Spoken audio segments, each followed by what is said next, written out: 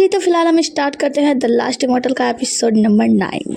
तो एपिसोड 9 की स्टार्टिंग होती है और हम देखते हैं कि हमारी इन जो होती है वो होश में आती है और उसके होश में आते ही हाँ ये जाके पूछता है कि इन तो तुम ठीक तो हो ना। वो कहती है कि हाँ हाँ मैं ठीक हूँ, बस थोड़ा सा चक्कर आ गया था ऐसा लगता है। हम देखते हैं कि जियानसान जो होता है वो कहता है कि इन एक बात बताओ, ये चक्कर जो है ना तुम्हें इसलिए आया था क्योंकि गुरुजी ने जिस संबंध में तुम्हें और गुचिंग को बांधा है शायद वो संबंध टूट रहा है। तो एक बात बताओ, क्या तुम उसे जान से मारना चाहती हो? वो कहती है नहीं नहीं पागल हो क्या, मैं क्यों मारूंगी। जिसके बाद से जियानसान पूछते हैं अच्छा एक बात बताओ, अगर ऐसा नहीं है तो क्या तुम उसे पसंद करती हो? इन कहती है क्या उसे पसंद करना, और तो हल्का सा मुस्कुराती है और फिर दूसरी तरफ मुँह करके कहती है नहीं नहीं उसे कौन पसंद करेगा, ऐसी कोई बात नहीं है। जियानसान कहता है कि खैर छोड़ो ऐसी बात नहीं है तो फिर मैं चलता हूँ और मैं तुमसे बाद में बात करूंगा, और हाँ हांगी और किंगी तुम दोनों मिलकर इनका ख्याल रखना और ये जल्दी से ठीक हो जाए। जिसके बाद से जियानसान वहाँ से चला जाता है तो हांगी कहता है किंगी को कि जाओ इसके लिए कुछ खाना लेकर आओ। किंगी वहाँ से चला जाता है तो हांगी सोचता है कि क्या सचमुच में इन उसे पसंद करने लगी और पूछता है कि इन क्या तुम मेरे साथ आज फेस्टिवल में घूमने चलोगी? इन कहती है कि नहीं अभी तो मैं ठीक फील नहीं कर रही हूँ। हांगी कहता है कि ठीक है अगर तुम ठीक हो जाओ तो चलना हम लोग साथ में मिलकर बहुत सारा एंजॉय करेंगे, और वहाँ से जाने लगता है। जाते जाते दरवाजा बंद करते हुए हांगी ये सोच रहा होता है कि कहीं ऐसा तो नहीं इन सचमुच में गुजिंग को पसंद करने लगी हो, और वहाँ से चला जाता है। जिसके जाने के बाद इन को देखते हैं जो रिलैक्स होती है, बेड पर लेटती है और कहती है कि क्या मैं सच में गुजिंग को पसंद करने लगी हूँ? ओ नो, लेकिन ये तो बहुत बुरा है ना, अगर सबको पता चलेगा कि मैं गुजिंग को पसंद करने लगी हूँ, जो मेरा मालिक है और मैं उसकी नौकर हूँ, ऐसा होते हुए अगर मैं उसे पसंद करी हूँ तो ये तो कितना ज़्यादा एम्बैरेसिंग है। सभी लोग मेरे बारे में क्या सोचेंगे, ये सभी उठ पटांगे सोचते हुए और वहाँ पे लेट जाती है। सीन कट होता है, हमें दिखाया जाता है कि इन जो होती है ना वही फेस्टिवल में पहुँचती है और वहाँ देखती है बहुत सारे युगल यानी कि दो प्रेमी जोड़े कपल, वहाँ पे बहुत सारे कपल्स होते हैं और उसे वहाँ पे बहुत ज़्यादा अनकम्फर्टेबल लग रहा होता है। वो सोचती है ऐसा लगता है कि मुझे कहीं एकांत जगह पे जाना चाहिए, इतने सारे कपल्स हैं मुझे थोड़ा सा अनकम्फर्टेबल लग रहा है। इन जो होती है आगे बढ़ती है तो वहाँ पे आगे जाकर वो क्या देखती है कि लैंग फैंग और हुआ सू वहाँ पे दोनों लोग होते हैं। ये कहते हैं कि हुआ सू यहाँ पे, तो फिर यहाँ पे वहाँ पे गुजिंग तो अकेला होगा ना। तभी वो देखती है कि लैंग फैंग जो होता है वो उससे कहता है कि तुम्हें पता है मैं हमेशा से इस पल का इंतजार कर रहा था और ये जगह काफ़ी खूबसूरत है। मैं सोचता था कि कभी ना कभी ऐसा दिन आएगा जब मैं अपने प्रेमिका को ये जगह लाकर दिखाऊंगा। खैर कोई बात नहीं। तो यहाँ पे हम देखते हैं कि जो हुआ सू होती है वो आकाश में चमक रहे तारों से कुछ विश मांगती है, और ये देख कर लैंग फैंग यानी देव के राजा जो होते हैं वो भी विश मांगते हैं। जिसके बाद से लैंग फैंग के हाथ में कोई तोहफा वगैरह आता है और वो तोहफा देता हुआ कहता है हुआ सू से कि ये मैं तुम्हारे लिए लेकर आया हूँ और मैं चाहता हूँ कि तुम इसे एक्सेप्ट करो। इन जो मतलब जो हुआ सू होती है वो उस तोहफे को लेने से पहले तो मतलब थोड़ा इनकार कर रही होती है, ले नहीं रही होती है। तो लैंग फैंग कहता है कि तुम चिंता मत करो, जब तक तुम्हारे मन में कोई ऐसी फीलिंग्स ना है ना मैं तुम्हारी फीलिंग्स को आगे बढ़ाने के लिए कभी नहीं कहूँगा। तो ये बस एक तोहफा समझो और तुम इसे रख सकती हो। जिसके बाद से हुआ सू जो होती है उस तोहफे को ले लेती है और कहती है कि दरअसल बात यह है ना कि हमारे और जो ईगल कबीले के बीच में लड़ाई चल रही है, मैं चाहती हूँ कि ये लड़ाई वड़ाई खत्म हो जाए, उसके बाद से मैं अपने भविष्य के बारे में सोचूं। लैंग फैंग कहता है कि ठीक है कोई बात नहीं, तुम चिंता मत करो, मैं कोशिश करूंगा कि जल्दी से जल्दी मोर कबीले और ईगल कबीले के बीच जो लड़ाई चल रही है वो शांत हो जाए और सब कुछ ठीक कर दिया जाए। जिसके बाद से हुआ सू कहती है कि आपका बहुत बहुत शुक्रिया। तो लैंग फैंग कहता है खैर तुम यहाँ पे थोड़ी देर इंतजार करो, मैंने एक तोहफा तैयार किया है, मैं अभी तुम्हारे लिए वो तोहफा लेकर आता हूँ। जिसके बाद से हुआ सू कहती है जी बिल्कुल, और लैंग फैंग जो होता है वहाँ से तोहफा लेने के लिए चला जाता है और ये सब कुछ देखकर स्तब्ध रह जाती है और वो आकर हुआ सू से पूछती है एक बात बताओ हुआ सू तुम यहाँ पे क्या कर रही हो? तुमने तो कहा था ना कि आज तुम गुजिंग से मिलने वाली हो, क्या तुम उसको धोखा दे रही हो और तुम यहाँ पे चुपके चुपके लैंग फैंग से मिल रही हो? आखिर ये सब क्या चल रहा है? हुआ सू कहती है क्या तुम पागल हो, तुम ऐसे कैसे सवाल कर सकते हो? तुम गुजिंग की एक मामूली सी नौकरानी हो और तुम ये नजर रखोगी कि मेरे महल में क्या चल रहा है क्या नहीं, और मैं कहाँ जाऊँ, किससे मिलूँ, क्या करूँ क्या ना करूँ, इससे तुम्हारा क्या लेना देना? तुम तो बस एक मामूली नौकरानी हो, तो अपने औकात में रहो। तो यहाँ पे इन कहती है कि अच्छा अब मैं समझ गई, तुम इस बात के लिए डर रही हो ना कि कहीं ऐसा ना हो कि गुजिंग तुमसे वो छाता छीन ले, इसीलिए तुम ये सब नाटक कर रही हो गुजिंग के साथ, उससे साथ भी प्यार से रह रही हो और साथ में तुम लैंग फैंग को फंसाए हुए हो। तुम बहुत बड़ी चालाक लोमड़ी निकली, मुझे पता चल गया तुम्हारी सच्चाई। मैं अभी जाकर सारी बातें गुजिंग को बताती हूँ, मैं अभी बताती हूँ कि तुम कैसे लैंग फैंग को अपने प्यार के जाल में फंसाए हुए हो, और वहाँ से जाने लगती है। उसको जाता देख जो हुआ सू होती है उसे रोक लेती है, उसके ऊपर कुछ जादू करती है और कहती है कि तुम मेरे साथ बिताए हुए पल और मेरी बातें, खासकर मुझे तुम यहाँ पे भूल जाओ, और यहाँ से जाने के बाद तुम्हें यहाँ की सुंदरता सब कुछ तो याद रहेगा, बस मेरे बारे में तुम भूल जाओगी। ये जादू वादू कर रही होती है। तो हम देखते हैं कि पीछे से जो लैंग फैंग होता है वो आ रहा होता है और वो देख लेता है इनको। जैसे ही ये देखती है हुआ सू तो इनसे कहती है अब तुम जाओ यहाँ से, इन वहाँ से चली जाती है। इसके बाद से हम देखते हैं लैंग फैंग उसके पास आता है और कहता है कि हुआ सू वो महिला कौन थी? तो हुआ सू कहती है दरअसल वो महिला थी जो कि यहाँ पे रास्ता भूल गई थी और मुझसे रास्ता पूछ रही थी। लैंग फैंग कहता है खैर कोई बात नहीं, ये लो मैं तुम्हारे लिए जो तोहफा लाया हूँ उसे देखो, क्या तुम्हें पसंद आया?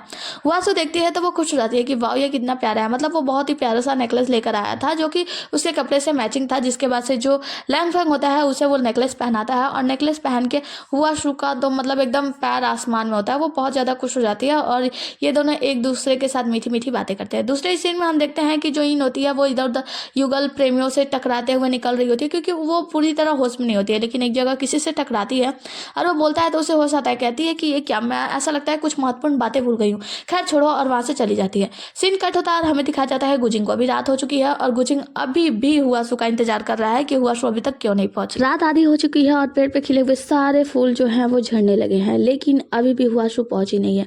हमारा गुजिंग जो होता है बड़े बेसब्री से हुआसू का इंतजार कर रहा होता है, बैठकर उठकर चलकर, मतलब इधर उधर डोल रहा होता है कि कब तो हुआसू पहुंचेगी, अब तो हुआसू आएगी, अब तो हुआसू आएगी, लेकिन हुआसू का तो कोई भी खबर नहीं है। तो रात से हो गई सुबह और अब तक हुआसू का कोई खबर नहीं है और गुजिंग अभी तक इंतजार में सोया हुआ है।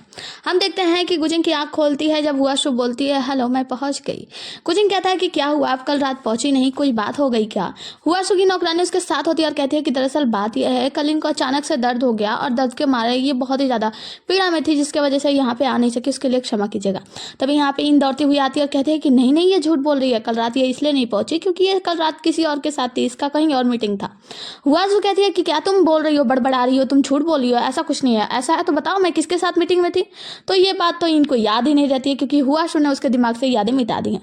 हुआसू कहती है अगर तुम्हें लगता है कि मैं झूठ बोली हूँ तो चलो फिर कसम खाकर कहती है कि हाँ हाँ क्यों नहीं, मुझे तो पता है कि तुम जरूर किसी से मिलने गई थी, लेकिन मुझे इसका नाम नहीं याद नहीं आ रहा है, पता नहीं क्यों।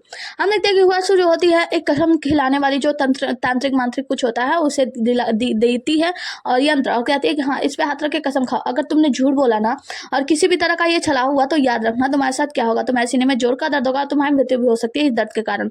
इन जो होती है वो कहती है कि हाँ ठीक है मैं कसम खाने के लिए तैयार हूँ, मुझे पता है कि मैं झूठ नहीं बोल रही हूँ। इन कसम खाने के लिए जाती है तो गुजन रोक देता है, कहता है कि इन क्या तुम पागल हो गए, तुम्हें पता नहीं इससे कितनी परेशानी हो सकती है। उसके बाद से वो हुआसू को कहता है कि मैडम हुआसू क्या आपका दिमाग भी घुटनों में है, माना कि इन कुछ ऐसी वैसी बातें करी है, लेकिन इसका मतलब ये नहीं है कि उसकी इस गलती का सजा मृत्यु दंड हो, मतलब उसके सीने में दर्द हो, उसकी मृत्यु हो जाएगी तो क्या होगा इससे। इन कहती है अच्छा गुजिन इसका मतलब यह है कि तुम्हें मुझ पर विश्वास नहीं है ना, तो ठीक है फिर जाओ समझो तुम अपना इस नखरीली के साथ, और वहां से गुस्से में चली जाती है। उसके जाने के बाद जो गुजिंग होता है वो कहता है कि देखिए मुझे उसके बातों में विश्वास का तो कोई बात नहीं है, लेकिन मुहासू मैडम मैं आपको एक बात बता दूं कि इन कभी भी ऐसी बातों में तो झूठ नहीं बोलेगी, तो मैं उसकी बातों पे अविश्वास तो बिल्कुल नहीं करता। और वहां से सीन कट होता है। अगले ही सीन में हम देखते हैं कि हुआसू जो होती है अपनी नौकरानी के साथ अपने कमरे में बैठे हुए कुछ बातों पर चर्चा कर रही होती है कि जो इन मतलब जो गुजिंग है उसके साथ क्या किया जाए या फिर जो लैंगफैंग है उसके साथ क्या किया जाए। तो यहाँ पर उसकी नौकरानी कहती है देखिए लैंगफैंग जो मास्टर है वो तो आपके प्यार में पूरी तरीके से पड़ चुके हैं, वो आपको इतनी अच्छी नेकलेस दिए हैं जो कि मोर की जब प्रजातियों के लिए बहुत अच्छी होती है, ऐसी नेकलेस दी है इतनी अच्छी। और जहां तक रहा गुजिंग की बात, तो आपको इसी बात का डर है ना कि कहीं ऐसा ना हो कि वो आपसे वो छतरी ले ले।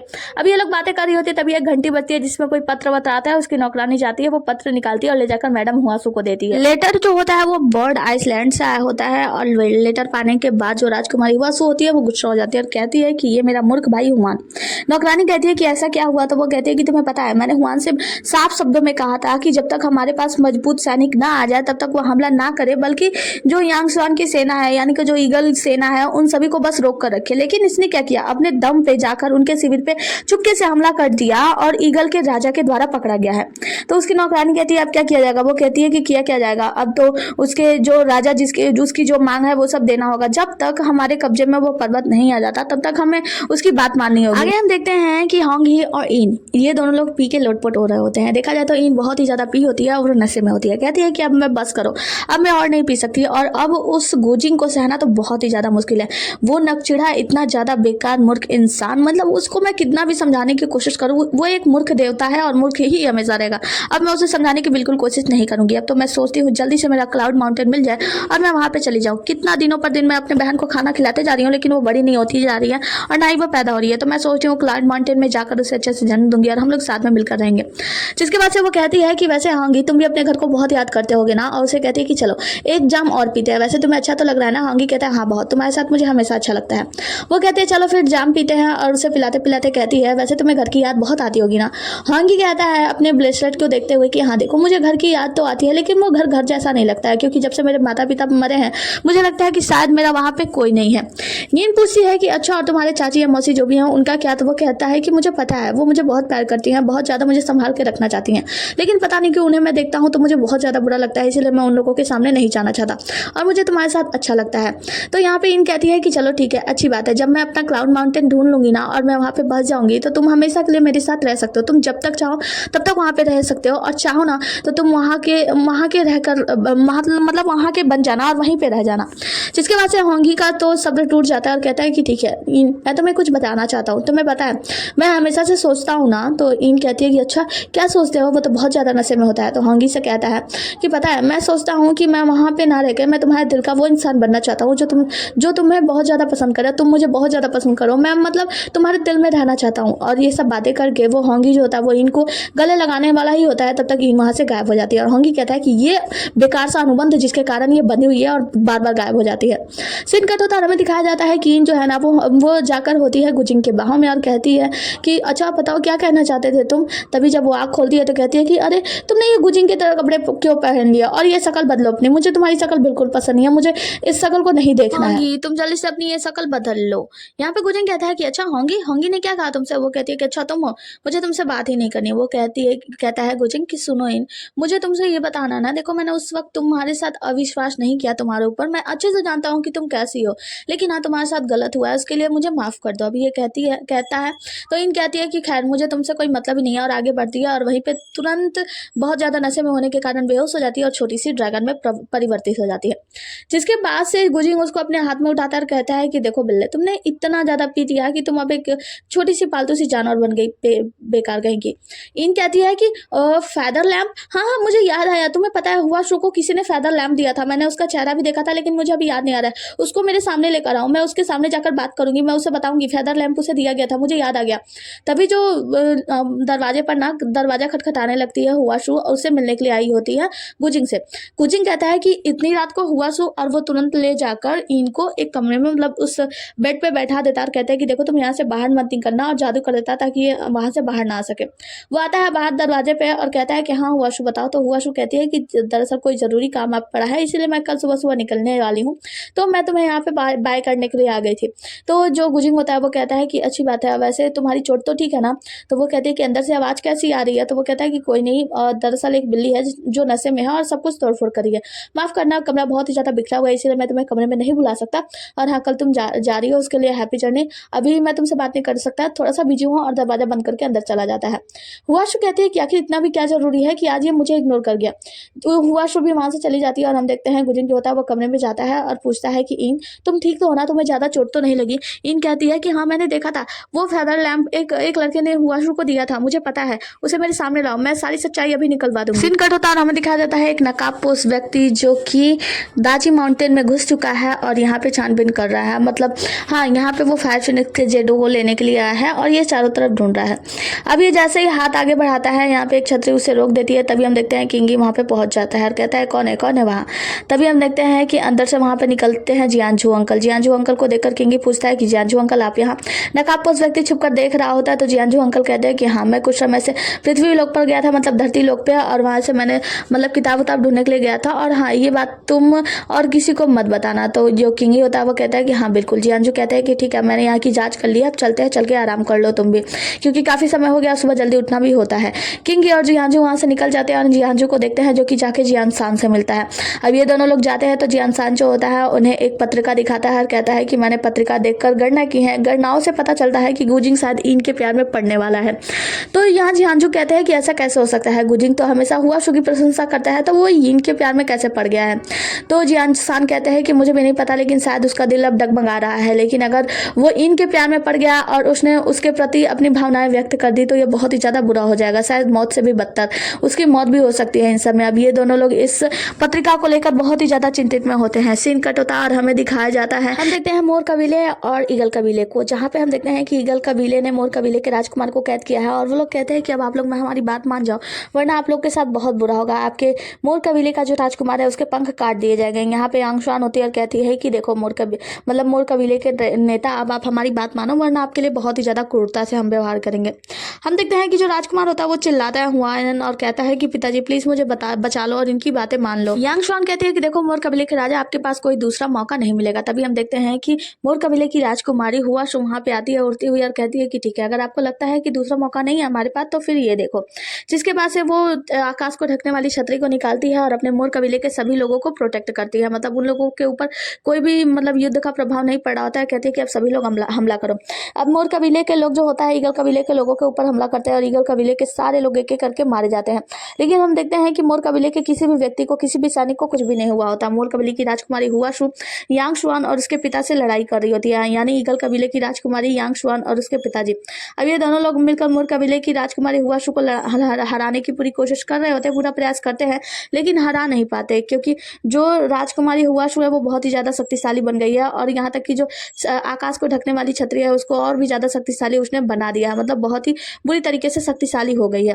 यहाँ पे हम देखते हैं कि यांग शुआन जो होती है वो अब देखते हैं कि एक एक करके उनके सारे लोग मारे जा चुके हैं, यानी ईगल कबीले के सभी सैनिक मारे जा चुके हैं। उसके पिता बचे हैं, वो बचे हैं, एक दो और सैनिक बचे हुए। तो कहती है कि ठीक है बस करो, अब स्टॉप, अब बस करो, अब मौत का ये तांडव रचना बंद करो और हाँ मैं हार मानती हूँ। जिसके बाद से वो एक कागज लेती है और उसकी तरफ फेंक देती है, कहती है कि ठीक है अब मैं हार मानती हूँ।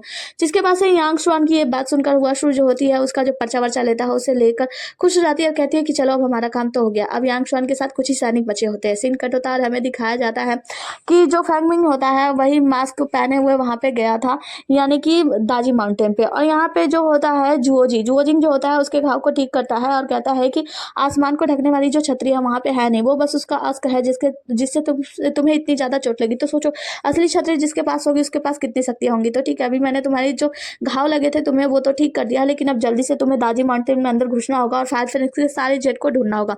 वरना सोच लेना एक बार अगर फायर फिनिक्स का सारा जेट मिल गया और उसका राजा जो है फायर फिनिक्स का जो सम्राट है वो जिंदा हो गया, मतलब वापस आ गया, जन्म ले लिया, तो तुम्हारा कुछ नहीं हो सकता, तुम बस उसके दास बन के रह जाओगे। यहाँ पे फैंगमिंग जो होता है वो कहता है कि ऐसा कुछ नहीं होगा, वैसे भी मैं दाजी माउंटेन में घुसने में ही तो थोड़ा सा असमर्थ हुआ हूँ, मैं जाऊंगा पीछे के रास्ते से और फायर फिनिक्स के सारे जेट को चुरा लाऊंगा। आगे हमें दिखाया जाता है दाजी माउंटेन का सीन और यहाँ पे होते हैं जियान सान और जियानजो।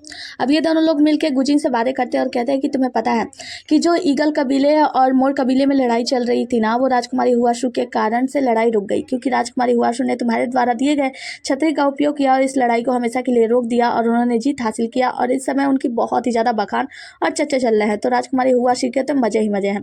जिसके बाद से वो लोग कहते हैं, जियान सान जो होते हैं वो कहते हैं कि वैसे आप भी राजकुमारी हुआशु को बहुत ज्यादा पसंद करते हो, तो मुझे लगता है कि अब सही समय आ चुका है।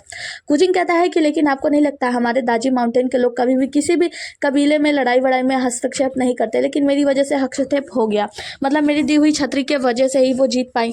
तो यहाँ पे जो जियानसान कहते हैं ऐसा कुछ नहीं है, देखो तुम उसे इतना ज्यादा पसंद करते हो, तुम दोनों की शादी हो जाएगी और संबंधी तो एक दूसरे की मदद करते ही है ना, तो फिर ये तो बस मामूली सा मदद हुआ, ऐसी कोई बड़ी बात नहीं है। और हाँ अब तो वो हम लोग संबंधी हो जाएंगे ना, और हाँ मैं तुम्हारे लिए कुछ तोहफा लेकर आया हूँ। और वो उसे एक बड़ा सा तोहफा देते हुए कहते हैं कि पता है ये हमारे पूर्वजों के खजाने में सबसे बढ़िया वाला तोहफा है, तो तुम जब ये मुकुट ले जाकर उन्हें पहनाओगे ना, ये पहने हुई वो कितनी खूबसूरत लगेंगी। हम देखते हैं कि गुजिंग जब उस मुकुट को देखता है तो उसे इन की याद आती है कि इन ने इस मुकुट को पहना है और वो अचानक से उस मुकुट को रख देता है। जियान सान जो होते हैं वो बताते हैं कि मोर कबीले में जल्द ही उनके यहाँ बर्थडे होने वाला है, तो उस बर्थडे में बहुत सारे लोग आएंगे, तो तुम जाओ उसे ये तोहफा दो और वहाँ पे अपने मतलब प्यार का मतलब जो प्रपोजल है वो बता देना, प्रपोजल दे देना। और हाँ वो एक लेटर देते हैं और कहते हैं कि ये मैंने अपने पूर्वजों की तरफ से कुछ लिख दिया है, इससे पता चलेगा कि हम लोग शादी का जो वो है उनको भेज रहे हैं संबंध बनाने के लिए, तो तुम एक काम करना, ये उन्हें दे देना लेटर जिसमें लिखा हुआ है कि आप उनसे शादी करना चाहते हैं, मतलब एक प्रपोजल है। तो जो गुजिंग होता है वो कहता है कि लेकिन ये बहुत ज़्यादा जल्दी नहीं हो रहा है, क्योंकि इनका भी बहुत सारा काम है और फायर फिनिक्स के सारी जेट को भी तो ढूंढना है, वो काम भी तो खत्म करना है। तो यहाँ पे जो जियानसान होते हैं वो कहते हैं कि देखो तुम इन बार बार कहते रहते हो, वो इन तुमने देखा कितनी ज़्यादा चंचल है और तुम्हारे लिए ऐसी राजकुमारी चाहिए जो सभ्य हो, सुशील हो, बिल्कुल हुआशु की तरह, इसीलिए तुम मुझसे शादी कर लो और यही सही समय है। अगर तुम्हारी हुआशु से शादी हो जाएगी तो तुम्हारी जिंदगी और भी अच्छे से और सुगम अच्छा बीतेगा। तुम तो उसकी हमेशा तारीफ करते हो ना, उसे इतना ज़्यादा पसंद करते हो, तो ये तुम्हारे लिए बहुत अच्छा रहेगा। तो तुम जाओ, बस ज़्यादा मत सोचो, ये सब काम करो। और हाँ बाकी सब काम तो होते रहेंगे, इनका भी जो कुछ भी ढूंढना है, जो माउंटेन वगैरह का पता लगाना है, वो सब कुछ पता लग जाएगा और फायर फिनिक्स के सारे जेट को भी ढूंढ लोगे, सारा काम हो जाएगा। गुजिंग ना चाहते हुए भी ये सब कुछ तैयारी करने के लिए कहता है कि ठीक है मैं जा रहा हूँ। जियानसान कहते हैं कि हाँ, और मैं जल्द ही कह दे रहा हूँ किंगी से कि वो अच्छी वाली गाड़ी निकालेगा, तुम्हें लेकर जाएगा। सीन कट होता है और हम देखते हैं कि गुजिंग जो होता है वो एक जगह पे लेकर वो लेटर वेटर खड़ा होता है, तो गिंगी आता है, कहता है कि सारी तैयारी हो चुकी है, अब हमें चलना चाहिए, क्या हुआ, आप इनसे मिलना चाहते हैं, कुछ बात है? तो गुजिंग कहता है कि नहीं ऐसी कोई बात नहीं है, मैं तो बस देख रहा था कि कहीं कुछ छूटा तो नहीं है। किंगी कहता है कुछ तो नहीं छूटा है, सारा सामान मैंने गाड़ी में रखवा दिया, जो तोहफे हैं वो भी तैयार है और हाँ गाड़ी भी तैयार है, बस आप चलिए और हम लोग साथ में चलते हैं। गुजिंग कहता है कि ठीक है और गुजिंग दूसरी तरफ चला जाता है। जिसकी वजह से गिंगी यहाँ पे खड़ा होता है, तो इन आती है और कहती है क्या हुआ, तुम यहाँ पे क्या कर रहे हो? तो इन किंगी जो होता है वो बताता है कि इन तुम्हें पता है जो गुजिंग है है ना वो जल्दी प्रपोज करने वाले हैं हुआशु को। वहाँ पे बर्थडे में हम लोग जा रहे हैं और वो उसे प्रपोज करेंगे, शादी का प्रपोजल देंगे, उन लोगों की जल्दी शादी हो जाएगी। तो इन कहती है कि क्या उनकी शादी, किंग कहता है क्या हुआ, आप ऐसे क्यों व्यवहार करी हो जैसे मुझे लगता है कि आप नहीं चाहती कि गुजिंग और हुआशु की शादी हो। तो इन कहती है नहीं नहीं ऐसी कोई बात नहीं है, वैसे भी गुजिंग उसे बहुत ज़्यादा पसंद करता है। तभी वहाँ पे गुजिंग आ जाता है। इन कहती है कि हाँ मुझे पता है कि आप उसे बहुत पसंद करते हो ना। गुजिंग कुछ बोलता मतलब वो तो शांत होता है क्योंकि वो तो बहुत ज़्यादा सैड होता है, उसके अंदर तो फीलिंग आ चुकी है इनके लिए। इन कहते देखो मुझे पता है कि तुम जा रहे हो हुआसू को प्रपोज करने के लिए, तो तुम अच्छे से प्रपोज करा, तुम बिल्कुल भी चिंता मत करना। मैं जानती हूँ देखो इस समय मेरी हालत कुछ ठीक है तो मैं तुम्हारे साथ नहीं जा सकती, लेकिन हाँ एक काम करना, तुम जाओ उसे जल्दी मतलब वो प्रपोज कर दो और जल्दी उसे शादी के लिए मना लो। जल्दी तुम दोनों की शादी हो जाएगी तो बहुत अच्छा होगा। वैसे भी तुम इसके लिए इतना ज़्यादा तरसते रहे हो और बहुत सारी अच्छी अच्छी बलाएं देकर मतलब हाँ बलाएं लेकर उसकी, और तुम बहुत खुश रहो वगैरह वगैरह कह के वहाँ से चली जाती है। वहाँ से जाते हुए जो गुजिन होता है उसे बस सैड फेस बनाए हुए देख रहा होता है और कह रहा था इन सुनो ना, लेकिन इन कुछ नहीं सुनती है, वहाँ से चली जाती है। इन भी सैड होती है। इन जाती है अपने कमरे में, बहुत ही ज़्यादा उदास हो रही होती है, उसे समझ नहीं आ रहा था कि आखिर क्या करना है। वो कमरे में जाती है, दरवाजा को बंद करती है और फिर एक टेबल होता है, उसी टेबल पे कोई लेटर पड़ा होता है। वो लेटर निकाल के पढ़ती है जिसमें लिखा होता है क्लाउड माउंटेन, फायर फिनिक्स वगैरह, मतलब इनको जो जगह पे जाना है, जो जो चीज़ वो ढूंढना चाहती है वो सारी चीज़ें लिखा होता है। और फिर उसमें लास्ट में लिखा होता है कि इन मेरा इंतजार करना, मैं जल्दी लौटूंगा और फिर साथ में मिलकर वो सारी चीज़ों को ढूंढेंगे और सब कुछ मिलकर करेंगे। इन ये सब कुछ जैसे ही पढ़ती है ना वो बहुत ही ज़्यादा इमोशनल हो जाती है और रोने लगती है। सीन कट होता है और आगे हमें दिखाया जाता है मोर कबीले का सीन, और यहाँ पे हम देखते हैं कि बहुत सारे लोग मतलब बहुत सारे मेहमान आए होते हैं। यहाँ पे गुजिंग पहुंचता है, गुजिंग के पहुंचते एक नौकरानी आती है, उसे प्रणाम करती है। गुजिंग बताता है कि मैं दाजी माउंटेन से हूँ। नौकरानी कहती है कि जी मुझे पता है, और मेरे मालिक ने यानी मोर के राजा ने कहा है कि जैसे ही आप यहाँ पे पधारे आपका विशेष रूप से स्वागत किया जाए और आपको लेकर उनके पास चले। तो चलिए हमारे साथ चलिए। वो लेकर जाते हैं मोर के राजा के पास। तो मोर के राजा उनका स्वागत करते हैं और कहते हैं कि दाजी माउंटेन वाले यानी मिस्टर गुजिंग, आपने हमारी बहुत ज़्यादा मदद की। अपनी आकाश को ढकने वाली छतरी को देकर इसके लिए मैं आपका बहुत ही ज़्यादा धन्यवाद करता हूँ, और मैं आपको ढेर सारे तोहफे देना चाहता हूँ। वहाँ पे ढेर सारे तोहफे आते हैं और कहते हैं कि आपने हमारी बहुत ज़्यादा मदद की। तो गुजिंग कहता है कि माफ़ कीजिएगा, लेकिन दरअसल बात यह है कि दाजी माउंटेन से कोई भी किसी भी लड़ाई में कभी भी हस्तक्षेप नहीं करता। वो तो बस हुआसु मेरी दोस्त है, इसीलिए मैंने उनको वो आकाश को ढकने वाली छतरी दे दी। मोर राजा कहते हैं फिर भी मैं आपका बहुत ज़्यादा शुक्रगुजार हूँ। तो यहाँ पे गुजिंग कहता है कि इसकी आपको कोई आवश्यकता नहीं है। दरअसल मैं आपसे कुछ बात करना चाहता हूँ। मैं यहाँ पे बर्थडे के लिए तोहफा लेकर आया हूँ और आपको बहुत बहुत बधाई देता हूँ। मोर राजा कहते हैं कि आपका बहुत बहुत शुक्रिया, और आइए ना बैठकर बात करते हैं। तभी हम देखते हैं किंगी पीछे से इशारा करता है। तो गुजिंग जो होता है वो कहता है कि हाँ मुझे आपसे कुछ और बात करनी है। इन तो मतलब यहाँ पे किंगी तो खुश हो जाता है कि शायद अब ये शादी की बात करेंगे, लेकिन गुजिंग कहता है कि दरअसल मोर के राजा बात यह है कि हमारा जो कबीला है यानी दाजी माउंटेन कभी किसी की भी बातों में हस्तक्षेप नहीं करता, इसीलिए और वैसे भी अब तो आप लोगों की जीत हो चुकी है, तो मैं चाहता हूँ कि अब आपको आकाश को ढकने वाली छतरी हमें दे दें। मोर के राजा कहता है कि खैर मैं आपको वो छतरी तो लौटा दूं, लेकिन वो तो मेरे पास है नहीं, वो तो राजकुमारी हुआशु के पास है। तो यहाँ पे गुजिंग कहता है कि अच्छा हुआशु ठीक तो है ना। तो वो कहता है कि हाँ हुआशु तो ठीक है, जैसे वो आपको मिलेगी आप व्यक्तिगत रूप से उससे मिलके वो छतरी मांग लेना। तो यहाँ पे गुजिंग कहता है कि जी अच्छा आपका बहुत बहुत शुक्रिया, और प्रणाम करके वहाँ से तोहफा वफा देकर निकलने लगता है। जैसे ही गुजिंग वहाँ से चला जाता है तो मोर के राजा वहाँ से जाने लगते हैं। तो किंगी उनके पीछे जाता है और कहता है कि मोर के राजा मुझे आपसे कुछ बात करनी है। दरअसल बात यह है कि हमारा जो गुजिंग है वो पिछले 10 वर्ष पहले उसने हुआशु को देखा था, और तब से वो हुआशु को बहुत ही ज़्यादा पसंद करता है और वो उनसे शादी भी करना चाहता था। दरअसल वो कुछ कहता नहीं है, मतलब वो अपनी जो भावनाएं हैं वो व्यक्त नहीं करना जानता। और हाँ हमारे मालिक ने यानी हमारे दाजी माउंटेन के पूर्वजों ने डिसाइड किया है कि क्यों ना हमारी दोस्ती को शादी में बदल दिया जाए, यानी कि बोले तो हमारे मालिक गुजिंग की शादी हुआशु मतलब आपकी राजकुमारी हुआशु से करा दी जाए। उसके लिए आपको ये फिनिक्स का जेट से मड़ियों से सजा हुआ ये मुकुट भेजा गया है आपकी राजकुमारी के लिए, और आप इसे एक्सेप्ट कर लीजिए, और साथ में ये शादी का जो तोहफा वगैरह होता है ये सब कुछ। तो यहाँ पे जो मोर के राजा होते हैं वो तो बहुत ही ज़्यादा खुश हो जाते हैं कि जो दाजी माउंटेन है वो नंबर 1 का माना जाता है, उनसे अगर हमारा रिश्ता जुड़ जाएगा तो कोई भी हमारे तरफ आँख उठाने की कोशिश भी नहीं करेगा, और साथ में हमारे पास जो छतरी है वो भी मांगा नहीं जाएगा। मोर के राजा वो जो तोहफा होता है एक्सेप्ट कर लेते हैं और जाते हैं हुआसु से मिलते हैं, और हुआसु से कहते हैं कि वहाँ से मतलब दाजी माउंटेन से तुम्हारे लिए शादी का रिश्ता है, ये बात है। तो हुआशु कहती है कि देखिए पिताजी मैं ये रिश्ता कबूल तो कर लूँ, लेकिन मुझे वो बिल्कुल भी पसंद नहीं है, मतलब जो गुजिंग है वो मुझे बिल्कुल भी पसंद नहीं है, और मैं उसे शादी वादी नहीं करना चाहती। तो मोर के राजा जो होते हैं वो कहते हैं कि लेकिन तुम्हें पता है वहाँ पे जो गुजिंग है ना वो यहाँ पे आया है तोहफा देने के साथ उसने ये भी कहा है कि वो छतरी लेना चाहता है। तो यहाँ पे जो हुआशु कहती है कि पिताजी अगर मैं चुनना चाहूँ तो मैं मतलब ऐसे इंसान को चुनूंगी जो कि एक सम्राट हो, जो कि उसके सामने होते हुए मतलब उसके साथ हमारा रिश्ता जुड़ने के बाद कोई भी हिम्मत ना कर सके हमारे राज्य के तरफ यानी हमारे मोर कबीले की तरफ दोबारा नजर उठाने की। और हाँ जहाँ तक रही छतरी छतरी की बात छतरी तो मैं उससे लौटा दूंगी, लेकिन अगर मुझे दूल्हा चुनना ही है तो मैं लैंग फैंग को चुनूंगी, जो कि देव के राजा हैं और इतने मतलब इतने सारे लोगों के बीच वो माने जाते हैं और बहुत ज़्यादा सभ्य माने जाते हैं। उनके सामने तो सभी लोग सिर झुकाते हैं। इसलिए अगर मुझे किसी को चुनना है तो मैं मैं लैंग फैंग को चुनती हूँ। मैं गुजिंग से विवाह नहीं करूंगी। पिताजी कहते हैं कि ठीक है, मैंने वो तोहफा तो लिया है, लेकिन हाँ, मैंने उनसे कोई वचन तो दिया नहीं है शादी करने का, तो तुम्हारा जो भी फैसला रहेगा मैं तुम्हारे फैसले में तुम्हारे साथ हूँ। अगर ये हमारे कबीले के लिए सही है तो मैं तुम्हारा साथ देने के लिए तैयार हूँ। आगे हम देखते हैं इनको, जो कि अपने टेबल पे सिर टिकाए बहुत ही आराम से बैठी होती है, क्योंकि ये बहुत ही ज़्यादा उदास है। तभी हम देखते हैं यहाँ पे हांगी आता है और कहता है कि इन, क्या तुम ठीक महसूस कर रही हो? क्या मैं अच्छा दिख रहा हूँ? इन उसकी तरफ देखती है और वो इनको दिखाते हुए एक चुटकी बजाता है, यानी जादू करता है, और इन उस जादू को देखती है। इसी के साथ ये एपिसोड यहीं पे समाप्त होता है। मिलते हैं अगले एपिसोड में, तब तक के लिए बने रहिए हमारे साथ। Tata bye bye, take care. और हाँ, मुझे मालूम है कि वीडियो डालने में देरी हो रही है, तो फिर ठीक है ना, आप लोग भी कंजूसी मत करो। देर हो रही है उसके लिए सॉरी, लेकिन वीडियो को लाइक तो कर दिया करो। लाइक नहीं करते हो, ऐसे ही चले जाते हो। अब देख रहे हो तो लाइक करके जाना। Okay, bye bye, take care.